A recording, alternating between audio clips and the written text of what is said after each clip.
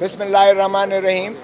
یہ آج کا سپریم کورٹ کا فیصلہ جو ریفرنس پر آیا ہے، صدارتی ریفرنس پر، یہ میں سمجھتا ہوں کہ آئین کی صحیح تشریح اور توسیع کی گئی ہے، اور الیکشن کمیشن آف پاکستان کا روز اول سے یہی موقف تھا کہ یہ جو ہے آرٹیکل 226 کے تحت آئین کے یہ الیکشنز جو ہیں ہونے ہیں، اور تمام الیکشنز آئین کے تحت جو ہیں وہ خفیہ رائے دہی سے ہوں گے. سو اس لیے آئین میں آرٹیکل 218 سے لے کر آنورڈز جتنے جو ہیں آرٹیکلز، وہ الیکشن کمیشن آف پاکستان کو یہ اختیار دیتے ہیں، جو آئینی ادارہ ہے، کہ وہ اس ملک میں شفاف اور غیر جانبدار الیکشنز کروائے. اور یہ اس کی چونکہ ذمہ داری ہے، اس لیے وہ آئینی ادارہ ہونے کے ناطہ سے اسی کا اختیار ہے، اور سپریم کورٹ نے اس کے اس اختیار کو تسلیم کرتے ہوئے انہی کی رائے کو جو ہے وہ وہ مثبت سمجھا ہے. میں سمجھتا ہوں کہ یہ حکومت کو سرے سے ریفرنس کرنا ہی نہیں چاہیے تھا. یہ دیکھیں، چونکہ ان کے پاس ماشاءاللہ ایک وزیر قانون بھی ہیں جو نہ صرف وزیر قانون ہیں بلکہ وہ ہر دفعہ استعفیٰ دے کر حکومت کا مقدمہ لڑنے بھی آتے ہیں سپریم کورٹ میں، اور الیکشن وہ مقدمہ لڑنے کے بعد پھر دوبارہ منصب وزارت پر فائز ہو جاتے ہیں اور حلف لے لیتے ہیں. یہ بھی شاید دنیا کی تاریخ میں پہلا ہی مرتبہ ہوگا کہ 2-3 دفعہ وہ اس طرح کر چکے ہیں. اسی طرح ان کے پاس اٹارنی جنرل فار پاکستان بھی ہے، جو بھی ماشاءاللہ ایک پائے کے قانون دان ہیں، تو ان کے قانونی مشاورت دینے والے موجود ہیں. سپریم کورٹ میں یہ لانا ہی جو ہے، میں سمجھتا ہوں حکومت کی جو ہے یہ کوئی آرٹیکل 186A کے تحت نہیں ہونا چاہیے تھا. فیصلہ ہے، فیصلے میں یہ بھی کہا گیا ہے کہ جو جدید ٹیکنالوجی ہے اس کا استعمال بھی کیا جا سکتا ہے، تو اس کو کس تناظر میں دیکھ رہے ہیں؟ کیا یہ ڈائریکشنز کی سمت میں جا سکتی ہے؟ اسی کے ساتھ میں آپ کو کرتا ہوں کہ سپریم کورٹ نے 1967 کی ججمنٹ نیاز احمد کا حوالہ دیا کہ سیکریسی ناٹ ایبسولوٹ. دیکھیں، سپریم کورٹ کی بارہا آپ نے آبزرویشنز بھی سنی ہوں گی کہ شفافیت الیکشن کو یقینی بنانا یہ الیکشن کمیشن آف پاکستان کا کام ہے. اس لیے یہ جو جدید ٹیکنالوجی ہے، ہم خود چاہ رہے ہیں کہ الیکٹرانک انداز سے یہ انہوں نے اوور آل ایمبٹ میں دیا ہے، کیونکہ سپریم کورٹ جب ایک فیصلہ دیتی ہے تو وہ سمت متعین ہوتی ہے اس بات کی. اور الیکشن کا جو ہے اس ملک میں انعقاد فری اینڈ فیئر ہونا سب سے بڑا اس ملک کا جو ہے سیاسی مسئلہ ہے، کیونکہ ہر دفعہ الیکشن پر جو ہے انگلیاں اٹھتی ہیں، ہر دفعہ الیکشن جو ہے روز اول سے متنازع ہو جاتا ہے، ہر دفعہ جو ہے عوام میں ایک سراسیمگی سی پھیل جاتی ہے. تو اس لیے الیکشن میں شفافیت جو ہے یہ اس ملک کے جمہوری اداروں کی تقویت ہے، آئین کی بالادستی ہے، رول آف لا کو یہ دیتی ہے، کیونکہ ریاست میں صرف اور صرف منتخب جو ادارے ہیں، چاہے وہ ڈسٹرکٹ گورنمنٹ ہو، ڈسٹرکٹ کاؤنسل ہو، چاہے وہ صوبائی اسمبلی ہو اور صوبائی حکومت ہو، چاہے وہ پارلیمان ہو اور مرکزی حکومت ہو، یہی ہے ریاست میں جو اس ملک کے جو ہے اقتدار پر جو ہے کو ریگولیٹ کرتے ہیں.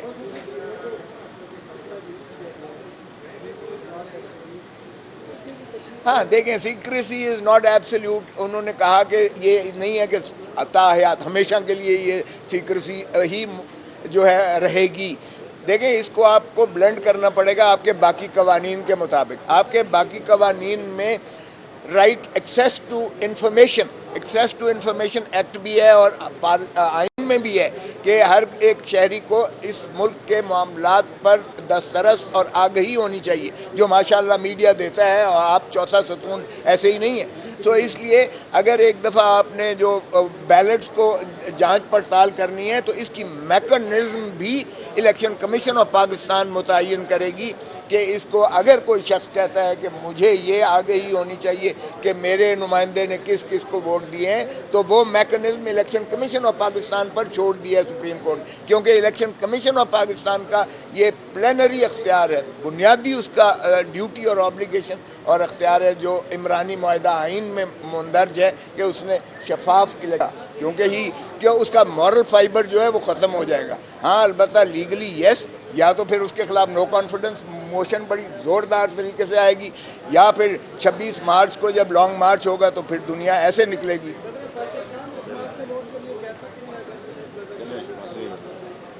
بالکل کہہ سکتے ہیں. میں تو کہتا ہوں اس کے اخلاقی فریضہ ہے اس کا کہ وہ ووٹ آف کانفیڈنس میں, اس لیے اس کو لینا پڑا.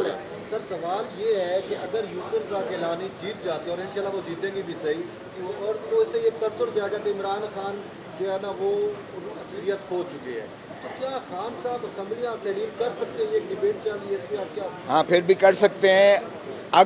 اگر ان کے خلاف عدم اعتماد کی تحریک آ جاتی ہے پھر وہ تحلیل نہیں کر سکتے. سو یہ مشروط ہے اس بات پر کہ پہلے کون ایکشن کرتا ہے. اگر Imran Khan as prime minister قومی اسمبلی کو ڈیزالو کرتا ہے پہلے تو فابیہ وہ کر سکتے ہیں, لیکن اگر عدم اعتماد کی تحریک پہلے آ جاتی ہے, 1 گھنٹہ بھی پہلے آ جاتی ہے, تو پھر وہ تحلیل نہیں کر سکتے. سر ایک اور سوال, گیلانی صاحب کی جو وہ سینٹ کے اندر وہ نمائندگی ہے وہ سرائکی وسیب کی متناسب نمائندگی کے طور پر دیکھی جا رہی ہے, اور ہم نے دیکھا کہ صوبہ جنوبی پنجاب محاذ جس میں سیاست کے لیے عمران پی ٹی آئی کی طرف گئے تھے, آپ کیا دیکھتے ہیں کہ کیا وہ مجبور ہو جائیں گے یوسف رضا گیلانی کو سرائکی وسیب کی متناسب نمائندگی دینے کے لیے, یا وہ اس کو ووٹ کاسٹ کریں گے؟ آپ کیا دیکھیں, آپ تو ایک سرائے کی صوبہ محاذ کی بات کر رہے ہیں. میں تو سمجھتا ہوں سارے ملک میں چونکہ ایم این ایز نے جو ہے ووٹ دینا ہے, سارے ملک میں مجھے بتائیں کہ ماشاءاللہ ہمارے وزیر خزانہ کے ساتھ کیا وابستگی ہے ایم این ایز کی, کیا تعلق داری ہے, آئندہ کے لیے وہ کیا ان سے حاصل کر سکتے ہیں, وہ ان سے کیا, جبکہ اس کے برعکس وہ پاکستان پیپلز پارٹی کے فارمر پرائم منسٹر 1 نہیں 2, اور اسی طرح جو ہے پی ایم ایل این کے بھی متفقہ امیدوار جو ان کے پروپوزر, اور خاقان عباسی ایک پرائم منسٹر جو پی ایم ایل این کے ہیں, اور اس کے علاوہ دیگر تمام جماعتیں جو ہیں یونانیمسلی وہ ہے. تو میں سمجھتا ہوں کہ مجھے نہیں لگتا کہ اس میں صرف سرائے کی صوبہ محاذ والے یوسف رضا گیلانی کو دیں گے.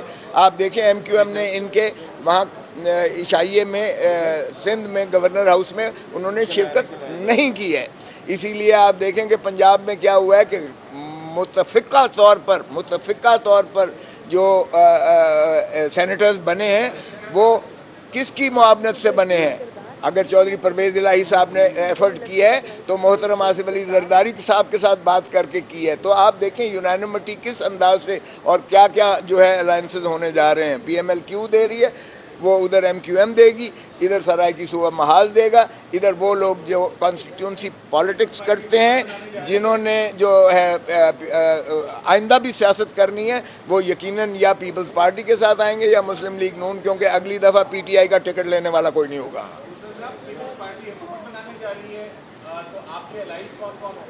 دیکھیں ہم تو فری اینڈ فیئر الیکشنز چاہتے ہیں. We want a free and fair elections and we want a transparent elections. ہم کوئی اپنی حکومت نہیں, قیوم صدیقی صاحب, ہم اپنے لیے نہیں کر رہے ہیں, ہم عوام کے لیے کر رہے ہیں. عوام کو جس قسم پرسی کے عالم میں دھکیل دیا گیا ہے, جھوٹے وعدے کر کر کے ان کو جو ہے غربت کی دہلیز میں جو ہے اڑا دیا گیا ہے, ان کا جینا حرام کر دیا گیا ہے, ہم ان کے لیے.